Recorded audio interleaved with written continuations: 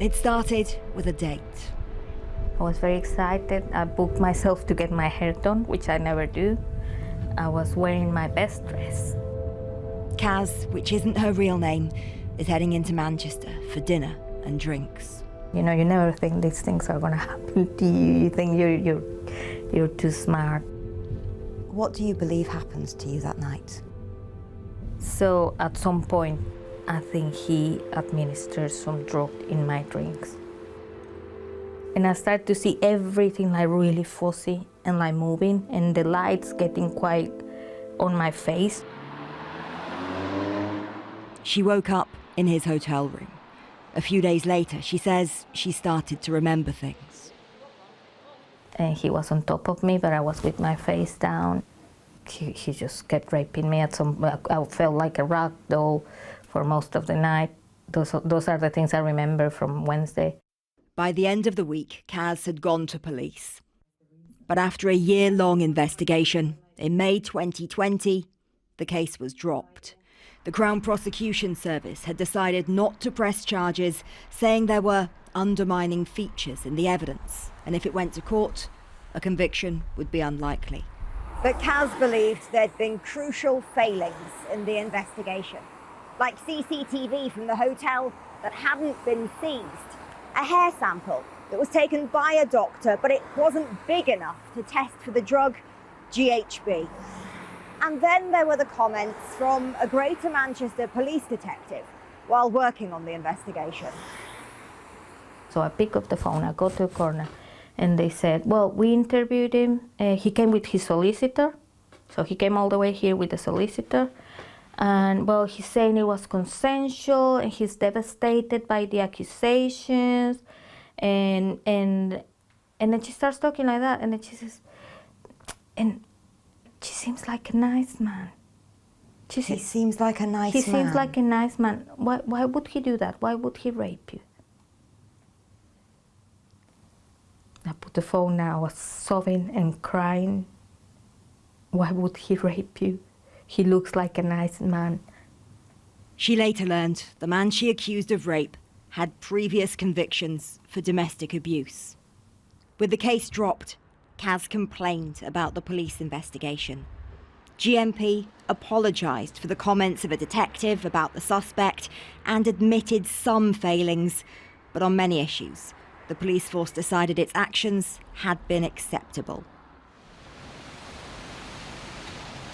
Move forwards to last year, the 1st of September, and Kaz had a meeting with Andy Burnham.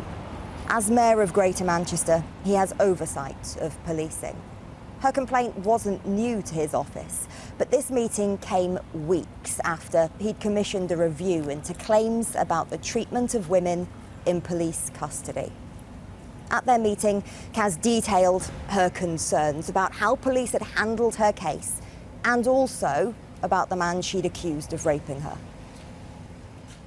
After the meeting, Andy Burnham raised the case with the Chief Constable, and according to documents seen by Channel 4 News, GMP was asked to consider opening a new investigation. Events and timings that have led Kaz to question what happened next. Hello, it's the police. Can we just come and have a chat with you? Filmed on body cam, it's the 15th of September when 2 police officers arrive at her home. Right, it's all the things that have been posted on Twitter. If you let us in, sweet, we'll come and tell you. We can't tell you. It goes on like this for a while before Kaz lets them in. It's 9:27 and you're under arrest for malicious communications. There'd been a complaint to police about her online posts, but the allegation had been made in April, almost 5 months earlier. Right, I okay. just find it weird that only like 10 days ago I met with Andy Burnham and now I'm being arrested.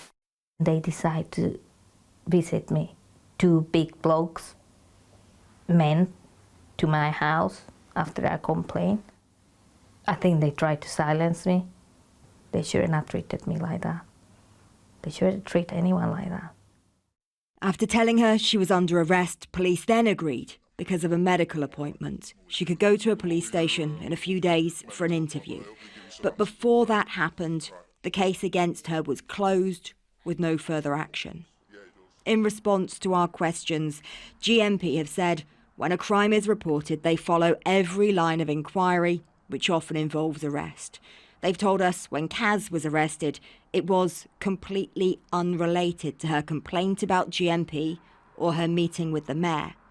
They've also said after that meeting, her rape case was re-examined by a senior investigator who decided they were unlikely to gain the evidence for a different outcome. If it was an isolated case, it would be bad enough, but it's not. Maggie Oliver was a detective with Greater Manchester Police. She now runs a foundation supporting victims and survivors of abuse. She's raised concerns about the use of arrest powers, strip searches and bail conditions in a number of cases she sees as similar. The police complaint system is completely unfit for purpose. It is police marking their own homework.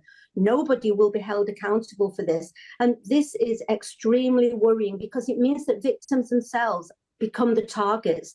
It's far easier to frighten and silence vulnerable victims than it is to prosecute dangerous abusers. I see this as an abuse of power, and I see the solution lying in the hands of the Chief Constable to ensure that this culture is stamped out once and for all.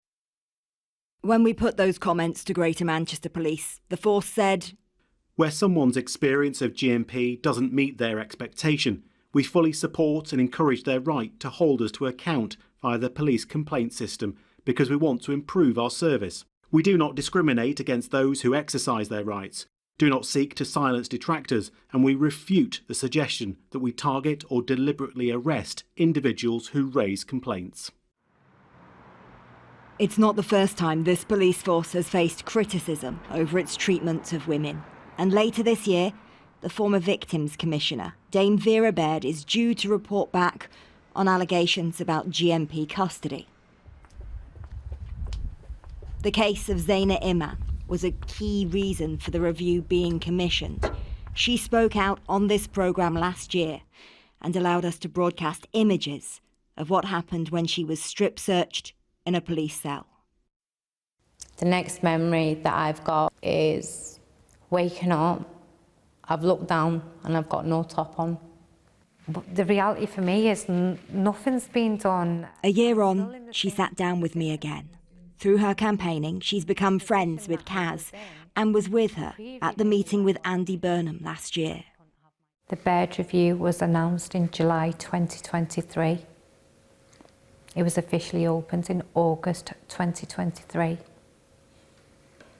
This happened to Kaz in September 2023. So despite a public review, Greater Manchester Police are displaying behaviours that triggered the Baird review.